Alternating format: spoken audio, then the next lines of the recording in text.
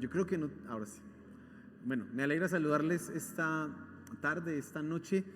Quiero que abra por favor su Biblia en 1 Corintios capítulo 2.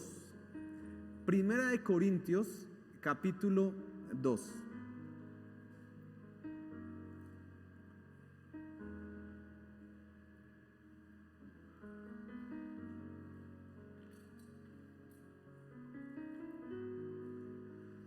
Nosotros hemos estado hablando estos días acerca de por qué hay que evangelizar. Hemos hablado acerca, hemos estado como dirigiendo todas nuestras enseñanzas y esfuerzos para que entendamos por qué tenemos que hablar, por qué ellos necesitan escuchar, por qué tú no puedes quedarte en silencio, no puedes quedarte callado. Hemos estado dando esas como pautas bíblicas. El domingo pasado hablamos acerca del poder de Dios, de la necesidad de hablarles a ellos del poder de Dios, que nuestro Dios tiene un poder. Pero quiero hoy responder una pregunta, y esa es el título de la enseñanza, y es: ¿qué hay que decir? Porque probablemente una de las cosas que usted se pregunte, bueno, sí, muy chévere todo lo que hemos hablado del poder de Dios, pero ¿qué es lo que hay que decir finalmente?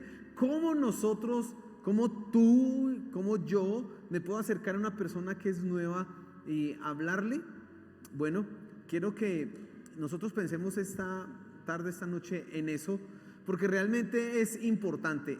De lo que tú y yo le digamos a las personas, eso será lo que finalmente los va a fundamentar su fe. Y quiero como darle un ejemplo para que usted entienda un poco esto o a lo que me estoy refiriendo. Si usted manda a sus hijos a un colegio y en ese colegio le van a enseñar a él, aparte de sumar, restar, bueno, toda la aritmética, español y todo eso, le van a enseñar además lo que es la característica del colegio, y en ese caso nosotros pensemos que tiene que ver con los derechos humanos, con todas estas cosas. Su hijo va a fundamentar toda su matemática, todo su español con algo que está en el fondo, que él no lo hace consciente, pero que está ahí, y son los derechos humanos.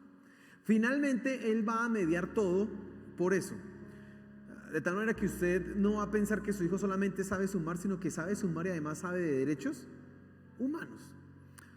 Digamos que eso sería como lo que llamamos la influencia que está debajo de lo que nosotros no podemos o no hemos dicho que nos enseñen, que le enseñen a sus hijos. Pues de la misma manera sucede en la iglesia. La forma en que tú le enseñes a las personas el evangelio va a ser lo que va a determinar su posterior crecimiento espiritual. ¿En qué estarán ellos enfocados? ¿Qué será lo que reflejarán en su vida? Esto es muy, pero muy importante. ¿Usted ha escuchado el dicho que dice: hijo de tigre sale pintado? ¿Cierto? O de tal palo tal. Muy bien, porque tenemos la tendencia siempre a reflejar aquello que nos ha marcado o que nos ha influenciado. Quiero que usted tenga eso presente, porque cuando nosotros hablamos de evangelizar, o cuando tú tienes que alcanzar no alcanzar a una persona, porque nosotros no alcanzamos a nadie, pero por lo menos sí hablarle de Cristo, tú tienes que tener muy claro qué es lo que le vas a decir, porque de eso depende qué es lo que él va a experimentar en su vida espiritual. Vamos a leer 1 Corintios capítulo 2, un versículo que mencioné el día domingo, en el tercer punto como de rapidez. Pero quiero que leamos del versículo 1 hasta el versículo 5 y nos fijemos en el mensaje que tenemos que dar. Pensemos un poco en qué consiste en ese mensaje y hablemos de las implicaciones que trae esto. Entonces, vamos a leer 1 Corintios capítulo 2, versículo 3, versículo 1, 2, 3, del 1 al 5 mejor. Dice así la escritura: así que, hermanos, cuando fui a vosotros para anunciaros el testimonio de Dios, no fui con excelencia de palabras o de sabiduría, pues me propuse, ojo con esto, no saber entre vosotros cosa alguna, sino a Jesucristo y a este crucificado. Y estuve entre vosotros con debilidad y mucho temor y temblor. Y ni mi palabra, ni mi predicación fue con palabras persuasivas de humana sabiduría, sino con demostración del Espíritu y de poder, para que vuestra fe no esté fundada en la sabiduría de los hombres, sino en el poder de Dios. Amén. Oremos para que Dios sea hablándonos esta noche. Amén. Gracias, Padre Celestial, por tu palabra. Gracias porque tenemos algo que compartir al mundo y es el mensaje más valioso y más importante. Y hoy queremos entender exactamente qué es lo que debemos decir. Por favor, ayúdanos, Padre Celestial, a comprender esto y a reafirmar nuestro corazón también, porque algunas de estas cosas podemos olvidarlas, pasarlas por alto. Te pido, Señor, que entonces nosotros seamos enseñados, seamos instruidos en tu palabra. Gracias, Señor de los cielos. Amén y amén. Fíjese lo que el apóstol Pablo acaba de decir en estos versículos. Palabras más, palabras menos. Pablo está diciendo que solo hay un mensaje que tiene un contenido y es lo que él se propuso hablar entre ellos. Quiero que detallemos un poco estas cosas, pero pensemos en por qué es importante, en primer lugar, enseñar lo que debe ser. ¿Por qué no podemos ir, como dice aquí el apóstol Pablo, cuando fui a vosotros para anunciaros el testimonio, no fui con excelencia de palabras o de sabiduría? Mire el versículo 4 y dice, y ni mi palabra ni mi predicación fue con palabras persuasivas de humana sabiduría. El problema, lo que puede suceder cuando tú le enseñes a alguien el evangelio con palabras de humana sabiduría, es que va a creer que el evangelio es sabiduría humana. Es que va a creer que el evangelio es palabras persuasivas, elocuencia humana. Hay un peligro, y yo le decía a usted al comienzo, en la introducción, que hay un peligro cuando nosotros le enseñamos a las personas las cosas que no son el evangelio. A veces nosotros queremos convencer a las personas para que vengan a la iglesia o para que se acerquen a escuchar el evangelio, y queremos convencerlos, por ejemplo, con el mensaje de las bendiciones. Vamos, porque Dios te va a bendecir, y efectivamente que Dios bendice, pero las bendiciones que Dios quiere dar a veces no son los que las personas están esperando o lo que tú le estás diciendo que son las bendiciones. Porque nosotros los seres humanos esperamos bendiciones económicas, monetarias o de salud, pero Dios, y yo le decía eso el domingo, quiere resucitar o quiere primero bendecir nuestro espíritu, hablar a nuestro corazón, cambiar nuestra vida. Y cuando tú fundamentas tu mensaje a las personas hablándoles de la bendición, ¿qué van a esperar o qué van a estar buscando en la iglesia? Pues una bendición. Pues una cosa así. Eso es lo que los va a fundamentar. Pablo está diciendo que él rechaza la humana sabiduría, porque también esa es otra parte. Se le puede enseñar a la gente el evangelio como si no fuera una cuestión de fe, sino como que fuera un asunto de conocimiento intelectual, como un asunto para gente muy preparada, para gente que quiere conocer las cosas profundas. También se puede enseñar a las personas que la verdad está en Cristo, pero no esa verdad que cambia vidas, sino esa verdad de corte intelectual que todas las personas que tienen deseos de ser reconocidos como muy inteligentes quieren aprender. Y entonces se les puede enseñar así el evangelio, pero eso no es lo correcto. Esa no es la manera. Y quiero que en primer lugar tú te fijes en eso. Hay un peligro en que nosotros fundamentemos el mensaje en cosas humanas, en sabiduría humana, en bendiciones, en cosas que no son. Hay un peligro. Creo yo que muchas de nuestras iglesias realmente son inmaduras porque precisamente se han acercado a Dios buscando esta clase de cosas. Y cuando digo inmaduras me refiero a que no han aprendido a mediar su relación con Dios. Yo hace unos días hablaba con los muchachos en el colegio y hablábamos del respeto.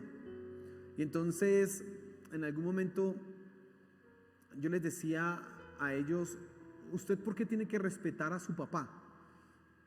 Y entonces varios de ellos respondían: porque es buen papá o porque se lo merece. Entonces yo les hice la pregunta, cuando percibí que ellos pensaban así, les hice la pregunta: ¿el respeto se gana o se otorga?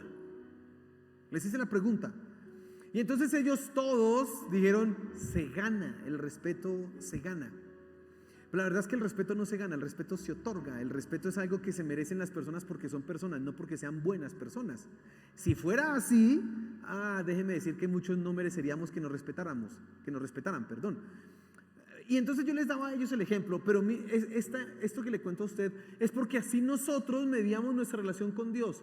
Nosotros decimos, no de manera directa, pero sí, Dios, si tú me bendices, entonces te voy a adorar. Es lo mismo como yo te respeto si eres bueno conmigo, eso es lo mismo. Señor, si tú haces tal milagro en mi vida, entonces yo te voy a ser fiel. Las personas que actúan de esa manera son personas inmaduras, que no han entendido que Dios se merece la adoración, el respeto, la adoración, porque es Dios y no porque me haga un milagro o una bendición o una misericordia. Hay gente que no entiende eso. Y entonces ellos son inmaduros y por eso se cambian de iglesia, por eso están deprimidos en la iglesia, por eso, estoy como desanimado. ¿Por qué desanimado? Es que siento que Dios me abandonó. Dios nunca lo ha abandonado, pero él siente que está abandonado porque Dios no hace lo que él quiere. Es inmaduro. Eso es una de las características que a veces pasa en nuestras iglesias. ¿Y por qué? Porque se les ha enseñado un evangelio fundamentado en obtener cosas. Un evangelio que te dice, busca a Dios para que Él te bendiga. Y entonces ellos vienen y dicen, dame, ¿qué me das? ¿A mí qué voy a obtener? Y cuando Dios, porque Dios es Él es pues Dios, pues hace lo que Él desea hacer y no lo que las personas quieren, pues entonces dicen, Dios no existe o mejor no voy, no creo, etcétera, etcétera, etcétera. Personas inmaduras. No puedes fundamentar tu mensaje en cosas que no son el evangelio. Y entonces, en segundo lugar, la pregunta sería, ¿y cuál es el evangelio? Bueno, y quiero que mires ahí el pasaje, por favor. El versículo 2 dice, pues me propuse no saber entre vosotros cosa alguna, sino a Jesucristo y a este crucificado. ¿Cuál era el mensaje de Pablo y cuál debe ser tu mensaje? Cristo y Cristo crucificado. Dice, no me propuse saber entre vosotros otra cosa sino a Cristo y a Cristo crucificado. ¿Por qué Pablo hace esa aclaración? Jesucristo y después Jesucristo crucificado y a este crucificado. Por dos razones muy sencillas. El mensaje que tú tienes que darle a las personas podemos dividirlo en tres partes. Primero, Cristo. ¿Y qué es Cristo? Es Dios encarnado. El mensaje que tú le debes dar a las personas es que hay un Dios que se encarnó, que vino a habitar en medio de nosotros. ¿Por qué hablamos nosotros de la Navidad? Hace 3 años celebramos aquí algo que era la verdadera Navidad y les decíamos que el regalo de la Navidad es que Dios vino al mundo y se encarnó. Esa es una realidad que nosotros de ninguna manera podemos dejar de decirle a la gente, que Dios vino a este mundo y se encarnó. Jesús, nuestro Señor, no solamente fue un buen hombre, no solamente fue una persona que se portó bien, no es comparable con Mahoma o con Buda o con cualquiera de esos, no, es que Él es Dios, no tiene comparación. Y tú necesitas que la gente escuche que que Dios vino y que se encarnó en un hombre que se llamó como Jesús. Que Jesús no es una persona común y corriente, que Jesús es ¿quién? Es Dios. Esa es la primer parte del mensaje. Nosotros podemos ampliar un poco esto, extenderlo para entenderlo. Y es que Jesús es el cumplimiento de todas las profecías del Antiguo Testamento. En Él se cumple todo lo que dijo Isaías, Jeremías, Ezequiel, Daniel. En Él se cumple todo. Cuando Isaías dice, varón experimentado en quebrantos, varón de dolores, en Él dice, llevó nuestras culpas, por su llaga fuimos nosotros sanados. ¿A quién se refiere? A Jesús. Pero ese Jesús no es cualquier persona, ¿es quién? Dios. Y eso es algo que nosotros tenemos que enseñarle a la gente. Ellos tienen que entender que Dios habitó entre nosotros. Mire, de los pasajes más hermosos y más sorprendentes que hay para nosotros, bueno, a mí me parecen sorprendentes, es Filipenses 2, del 5 al 11, en donde el apóstol Pablo relata lo que se llama la humillación y la exaltación de Cristo. Haya pues en vosotros el mismo sentir que hubo también en Cristo Jesús, el cual, siendo en forma de Dios, no escatimó el ser igual a Dios como cosa que aferrarse, sino que se despojó a sí mismo y se humilló, haciéndose hombre, y estando en la condición de hombre, se hizo siervo y se hizo obediente hasta la muerte. ¿Y muerte de qué? Eso es lo más sorprendente que nosotros debemos hacerle ver a la gente, que un Dios que no tenía por qué encarnarse, se encarnó por amor. Eso es el mensaje que tú debes darles a la gente. Pero ¿sabe que a veces le decimos a la gente, le hablamos de Jesús, pero no resaltamos que específicamente que Él era Dios? No enfatizamos que Él vino cuando no tenía por qué venir, sino que lo hizo por amor a nosotros. Recuerda las palabras del Señor Jesús: nadie quita mi vida, sino que yo la pongo, la doy de mí mismo. Que Él vino a estar en medio de nosotros. No enfatizamos eso, no hablamos de esas cosas. Y entonces hacemos que las personas pierdan reverencia, pierdan gratitud, pierdan asombro. ¿Por qué asombro? Porque como el Dios, el creador de todo, perfecto, y quiero que usted lo piense. Mire, Dios es perfecto, y cuando hablamos de perfección, nuestras mentes no pueden imaginarse o concebir qué es la perfección. Como usted no lo puede concebir, todo lo que no puede concebir es Dios. Ese es Dios. Y aún así Él decidió venir aquí en medio de nosotros, a habitar en medio de nosotros.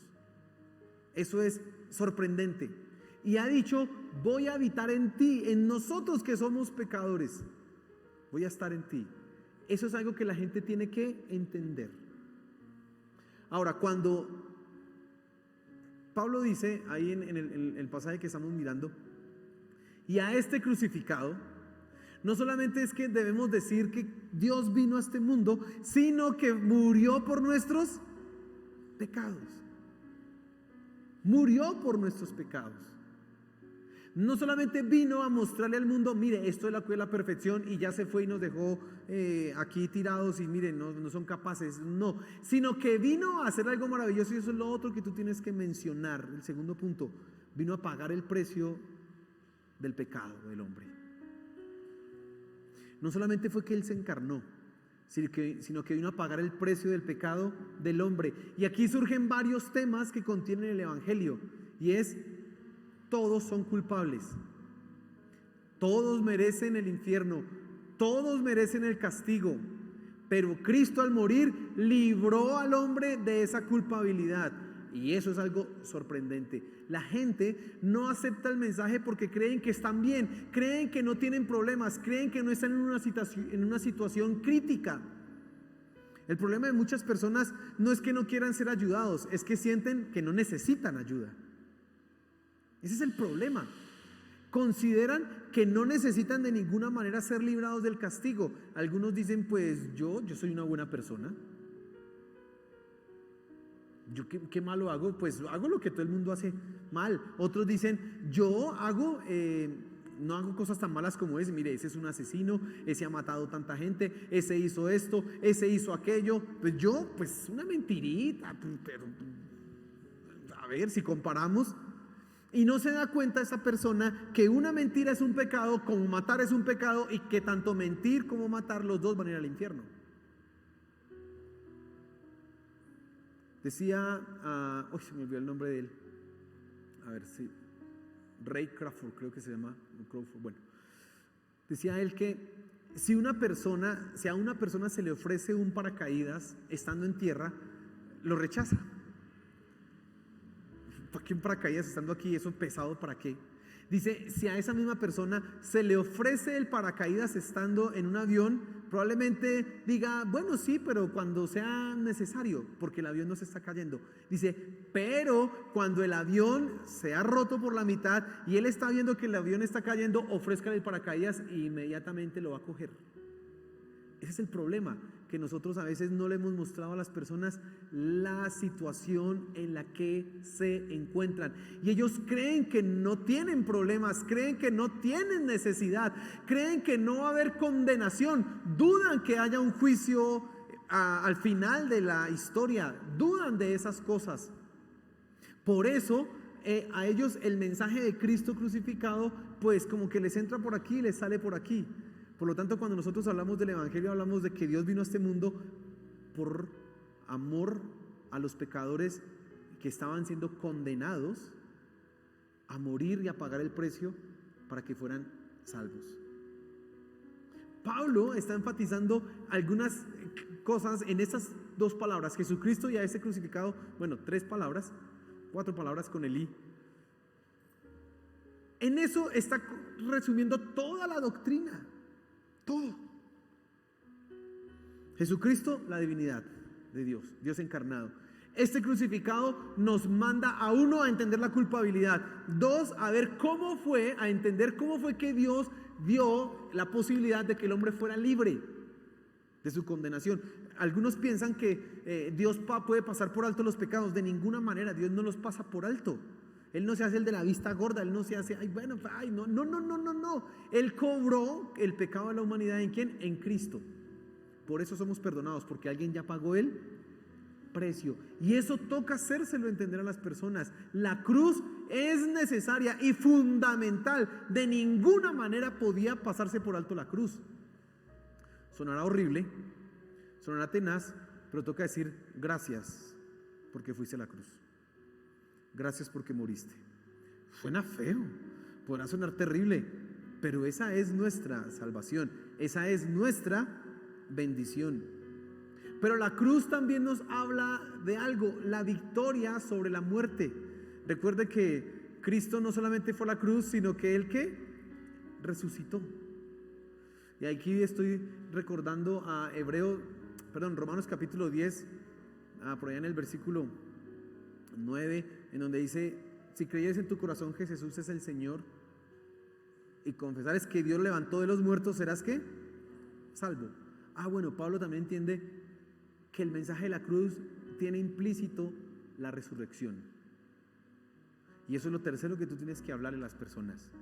Cristo no solo murió por nuestros pecados, sino que resucitó y está sentado a la diestra de Dios Padre. Y está sentado a la diestra de Dios Padre por un motivo, por una razón, para que los que crean en Él puedan vivir como Él vivió, y Él los está esperando para una eternidad. Recuerden las palabras que Él le dijo a sus discípulos en Juan 14: yo me voy, pero voy a preparar moradas para ustedes. Muchas moradas hay para ustedes en la casa de mi Padre. Yo me voy para prepararles a ustedes. Jesús no estaba diciendo una cosa así imaginaria, ni estaba planteando así, bueno, imaginen, no, estaremos con Él por siempre, y Él está allá como nuestro abogado, porque esa es otra palabra que habla de nuestro Señor Jesús, un paracleto, un abogado. Está a favor nuestro, diciendo: Dios, yo morí por Él, tráelo aquí. El juicio y la ira de Dios está diciendo: Él pecó, Él debe morir, y Cristo se atraviesa ahí, pero yo morí por Él, pero yo pagué por Él. Eso es lo que nosotros necesitamos hablarles a las personas, y eso es lo que ellos tienen que entender, y tú tienes que memorizarte esas cosas. Uno, Cristo. La palabra Cristo habla del Mesías, Dios, el Mesías prometido. Jesús, Dios se hizo hombre, tienes que hablarles eso. 2, Dios se hizo hombre para morir por nuestros pecados. ¿Por qué? Porque el hombre está condenado. Eso tienes que hablarlo. Y 3, Él resucitó y está sentado a la diestra de Dios Padre, para que tú al final de tu vida vayas al paraíso con Él, y mientras estás aquí puedas vivir como Él vivió. Ese es el contenido del Evangelio. Esas son las buenas noticias. Decía un predicador que nadie entenderá que el Evangelio son las buenas nuevas a menos que entienda cuáles son las malas noticias. Por eso toca hablarle de las malas noticias. Por eso toca hablarles de la realidad del infierno, por eso toca mostrarles la realidad de sus malas decisiones, cómo los tienen, cómo los han llevado por un camino terrible. Ellos creen que disfrutar la vida es estar por allá emborrachándose o consumiendo drogas. No, yo la paso bien, yo soy feliz. ¿Sí? ¿Realmente es feliz? Déjenme ver su felicidad. Y si usted se pone a hacer un examen, se va a dar cuenta que no tienen nada de felicidad, aunque creen que sí, pero nada de felicidad tienen. Y no nos hemos metido todavía a hablar del infierno, solamente de su felicidad. Lo que ellos creen felicidad no es felicidad. Se pasan la vida las personas buscando felicidad y no la encuentran. Para peor de todo, como dice, tras de ladrón bufón, tras de cotudo con paperas, tras de gordo hinchado, no fueron felices nunca y se van a ir al infierno. Eso sí son malas noticias. Y hay que decirle eso a las personas, porque cuando ellos entienden las malas noticias, ahora sí, las buenas noticias son, uy, qué buenas noticias. Ahora sí vale la pena escuchar. Tienes y tenemos que decir estas cosas. Pero sigamos adelante mirando el pasaje, en algunas cosas más. Dice el versículo 3, y estuve entre vosotros con debilidad y mucho temor y temblor, y ni mi palabra ni mi predicación fue con palabras persuasivas de humana sabiduría, sino con demostración del Espíritu y de poder. Pablo era un hombre, y ya les he dicho a usted, muy preparado, un hombre muy inteligente, un hombre que tenía un conocimiento profundo. Cuando yo leo Gálatas, descubro que Pablo dice, me fui, me convertí, me fui, estuve allá en Jerusalén, me fui, y algunos dicen, haciendo las sumas, que entre 3 y 12 años Pablo estuvo solo. Dice que estuvo en Arabia, ¿haciendo qué? Estudiando. ¿De dónde salió Pablo con todo eso que después iba a encontrar? Claro, Dios le dio revelación, pero no se la dio por estar pasándosela durmiendo y haciendo nada. Ese hombre se la pasó leyendo, estudiando, orando, leyendo, estudiando, ayunando, leyendo, estudiando, orando, leyendo, estudiando, ayunando. Y después es que él tiene tremenda revelación, pero cuando él va a donde los que necesitan escuchar, él no utiliza todos esos argumentos que pueda tener, ni todas esas palabras, ni todos esos recursos intelectuales que Dios le ha dado, sino que él va con temor, con debilidad y con mucho temblor y con solo un tema: Cristo y este crucificado. Este domingo voy a hablar de hay que confiar en el mensaje. El mensaje es este. Hoy te estoy enseñando el mensaje, pero quiero que el domingo hablemos de confiar en el mensaje. Y Pablo, al ir con debilidad, está demostrando precisamente que eso. Solamente confío en qué, en estas palabras. Solamente confío en esto. No necesito nada más.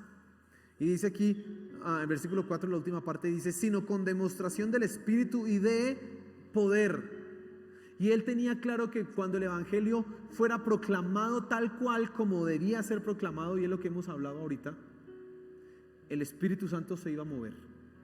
El poder de Dios iba a obrar. Habría demostración en el corazón de las personas, convicción de pecado, habrían milagros, habrían señales y prodigios.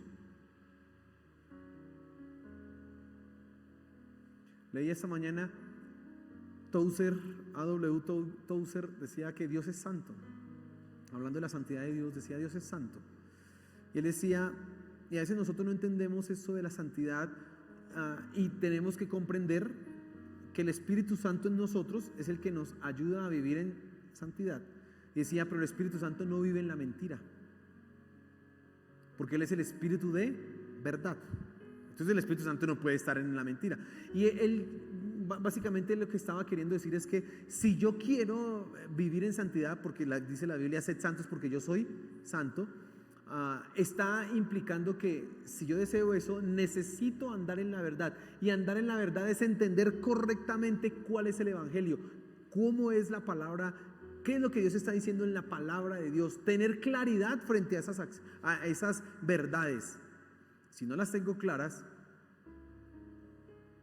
pues ahí no va a estar el Espíritu, no va a estar.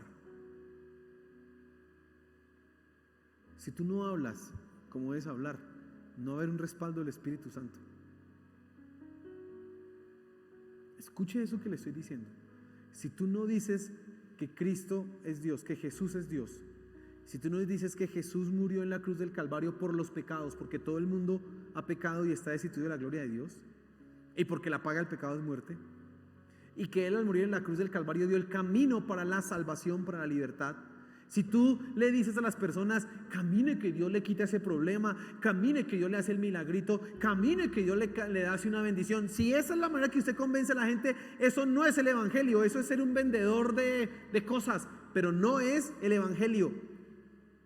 Con eso estoy diciendo que Dios no bendice. No, Dios sí bendice. Claro que Dios hace milagros, claro que Dios puede sanar, Dios puede cambiar la situación, pero ese no es el mensaje que va a cambiar el corazón de las personas. Y eso es lo que nosotros necesitamos entender. Cristo y este crucificado, ese es el mensaje. Y dice el último versículo: para que vuestra fe no esté fundada en la sabiduría de los hombres, sino en el poder de Dios. Y volvemos al punto inicial, porque la fe puede estar fundada en sabiduría humana, porque la fe puede estar fundada, cimentada en fantasías, en mentiras, en malas interpretaciones de Dios, como por ejemplo decir Dios es amor y Dios a nadie va a imposible que Dios vaya a mandar a alguien al infierno. Venga, eso es lo que dice la Biblia. Lea bien, por favor.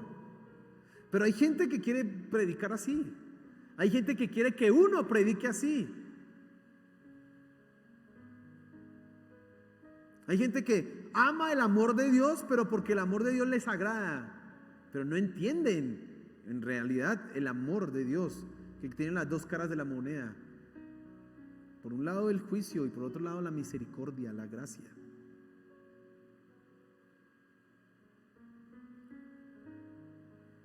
Entonces, quiero que tú pienses en este momento en cómo tú has tratado de evangelizar a alguien. Cómo tú los has atraído, cómo tú te has acercado a hablarles de Cristo. ¿Qué has dicho de Cristo? ¿Qué has dicho de Él? ¿Qué has dicho de la culpabilidad del hombre? ¿Qué has dicho de la cruz? ¿Qué has dicho de la resurrección? Esos son los hechos centrales. Ese es el poder del evangelio. Si recuerde Romanos capítulo 1, porque no me avergüenzo del evangelio, porque es poder de Dios para salvación a todo el que cree, al judío primeramente, pero también a ¿quién? Al griego, dice Pablo. ¿Y cuál es el poder del evangelio? Que Cristo murió por los pecados, que Él se encarnó, murió y resucitó. Ese es el poder del evangelio. Cuando tú predicas eso, déjame decirte que Dios se mueve. Entonces, como tenemos invitados esta semanita que viene, usted empiéceles a hablar. Hábleles de quién, de Cristo. Bueno, habría algo que decir. ¿Es necesario decirlo todo? Depende. Hay momentos en que se puede decir absolutamente todo, pero hay momentos en que la discusión solamente puede girar en demostrar que Cristo es Dios. Y si haces eso, ya has ganado harto terreno. O en demostrar que las personas son culpables y necesitan ser salvas. Dejarlos pensando eso, que usted es culpable y necesita que alguien lo salve, eso ya sería, ¿y cómo hago? ¿Pero qué hago? Eso ya es una gran ganancia. Explicarles que Cristo murió y resucitó, ese hecho, que Cristo resucitó, que eso es real, que eso es verídico, que eso no es un invento, que eso sucedió así, eso es una gran ganancia. Pero también se puede dar completo. Todo. Las partes que componen el mensaje. Eso es lo que tienes que hablar. Lo demás, deja que lo haga Dios. Deja que lo haga el Espíritu Santo. Porque nosotros tenemos que hacer y decir lo que Él nos ha mandado a hacer y a decir. Hechos 1:8 Dice, pero recibiréis poder cuando haya venido sobre vosotros el Espíritu Santo y me seréis testigos en Jerusalén, en Judea, en Samaria y hasta lo último de la tierra. La palabra testigos, y la pregunta es, ¿testigos de qué? ¿Por qué le decía el Señor Jesús a sus discípulos, y ustedes serán mis testigos? Debemos saber que esa palabra testigos es mártir en griego. O sea que mártir en realidad es una persona que testifica algo y está dispuesta a morir por eso que dice, que vio. Eso es un mártir. O sea, un mártir no es el que muere por la fe, no, un mártir es el que muere porque dice, lo que yo vi es verdad y si me van a matar no voy a cambiar, es que yo lo vi y lo testifica. Por eso la palabra testigos viene de mártir, imagínense. Pero ellos que tenían que testificar el mensaje, que Dios se hizo hombre, encarnó. Por eso Juan dice, lo que hemos visto y oído, eso hablamos. Lo que palparon nuestras manos, lo que nuestros ojos vieron, eso es lo que hablamos. Lean los primeros versículos de 1 de Juan capítulo 1. Eso es lo que está diciendo él. Lo que vimos, él está haciendo un ¿qué? Testigo. ¿Qué está testificando? Que Cristo vino.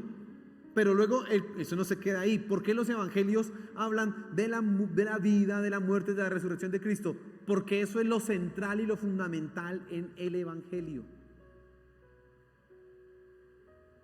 Estos hechos son los principales. Que Cristo vino y habitó, Dios habitó, que murió y además que resucitó. Punto. Y entonces cuando dice Hechos 1:8 y seréis testigos, está hablando de eso. Ellos debían ser testigos de que nosotros lo vimos.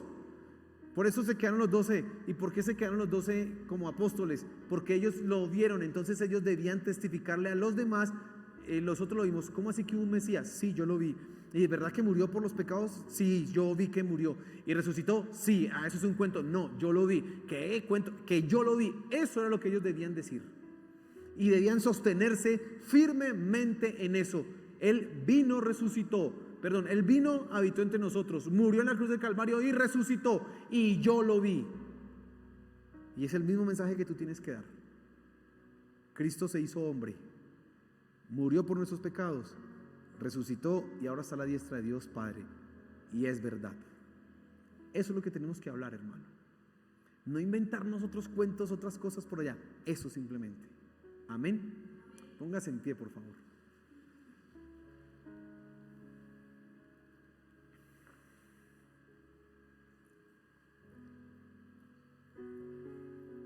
Este domingo vamos a dar como la segunda parte de esta enseñanza y es confíe en el mensaje. Ya hoy le enseñé cuál es el mensaje, pero quiero que el domingo miremos confíe en el mensaje. Y sé que va a ser de una gran edificación para nosotros, pero quiero que pienses un poco en eso. Ay, Señor, yo no tenía claras estas cosas. Y reflexiona en primera instancia en eso. Señor, tú viniste y habitaste entre nosotros. Así como usted está viendo a la persona hacia su lado, así estuviste tú aquí. Que te podíamos tocar, que te podíamos abrazar, que tú nos podías tocar. Así estuvo Dios en medio de nosotros. Qué maravilla eso. Pero también considere, no solamente viniste acá, sino que moriste por mis pecados, porque yo estaba condenado. Mi vida indefectiblemente iba a la destrucción, pero tú diste tu vida por amor a mí. Gracias, Señor. Y resucitaste para nueva vida, para darme una nueva vida a mí aquí. Y mientras estoy en esta tierra yo puedo vivir como tú quieres que yo viva. Tengo ahora el poder para hacerlo. Y me estás esperando. Vendrás por mí, me estás esperando. Si alguna de esas cosas se te olvidó, es bueno que las recuerdes y digas, Señor, esto es. Porque ese es el evangelio. Ese es el mensaje. Eso es lo que nos hace cristianos. No la otra cantidad de cosas que podemos hablar, aunque sí son necesarias, pero esto es lo fundamental. Si alguna de esas se nos olvida, nosotros estamos perdidos. Piensa en eso. Pero también piensa en lo que le dices a las otras personas. ¿De qué les hablas? Camine para que Dios le haga un milagro. Eso es muy de pagano. Camine, póngale una veladora para que le haga un milagro. Es casi lo mismo. Pero en la iglesia cristiana, no, así no es. Ese no es el mensaje. Y claro que Dios puede hacer milagros, sí. Y Dios puede cambiar tu vida, sí, pero el mensaje es este: Cristo vino, murió y resucitó. Ese es el mensaje. Señor, gracias por tu palabra. Gracias por tu palabra, mi Señor. Gracias porque nos enseñas en todo momento y en todo tiempo, Señor de los cielos. Gracias, Padre Celestial, porque cuidas de nosotros. Al venir a vivir acá en la tierra, en medio de los hombres, tú siendo Dios, estabas cuidando de nosotros por amor. Gracias. Gracias porque entregaste tu vida en pago de mi maldad. Gracias. Y gracias porque al resucitar también me diste la posibilidad de vivir como debe ser. Y sé que ahora me estás preparando un lugar, una morada. Gracias por esto.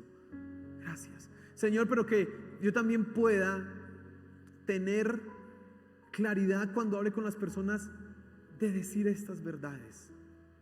No desviarme por caminos que no son correctos, sino decir estas verdades. Señor, por favor, ayúdame. Te lo suplico, Padre Celestial. Ayúdanos, Señor de los cielos. Gracias, Padre de los cielos. Gracias por tu palabra.